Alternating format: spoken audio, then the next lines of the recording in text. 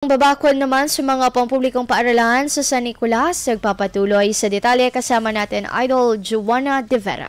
104.7 IFM Report! Nagpapatuloy ang proyektong pangbabakod sa mga pampublikong paaralan sa San Nicolas na may layuning matiyak ang kaligtasan ng mga mag-aaral sa loob ng paaralan. Kamakailan ay ininspeksyon ang bagong gawang bakod sa bahagi ng San Isidro National High School upang tiyakin na maayos at kalidad ang pagkakagawa, kabilang pa ang mga paaralan na nauna ng nabakuran. Mula sa Special Education Fund, ang lokal na pamahalaan ng pagpapatayo ng proyekto. Target na mabakuran ang lahat ng pampublikong paaralan sa bayan, bukod pa sa iba pang programa at proyekto na laan para sa kaligtasan ng mga mag-aaral. Kasama mula dito sa IFM Dagupan, ito si Idol Joanna De Vera. Tatak IFM.